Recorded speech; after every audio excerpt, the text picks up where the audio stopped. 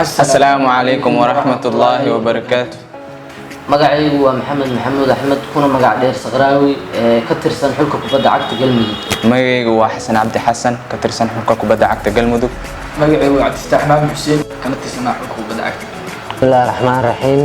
waxaan maanta ku suganahay xafiiska Go Turka and Study run ahaantii aad iyo aad baan lagu soo dhaweeyay ma sha Allah soo dhaweyn aad iyo aad u ballaaran naloo sameeyay. haddaad tahay arday doonayo inuu ku soo waxbarto dalka Turkiga ama haddaad tahay bukaan rabo inuu isku soo dhaweeyo dalka Turkiga iyo weliba haddaad doonayso inaad ku soo dalxiisto dalka Turkiga, shirkadda Go Turka and Study ayaa diyaar kula ah inay ku soo saarto fiisaha dalka Turkiga waqti kooban iyo qiimo macquul ah.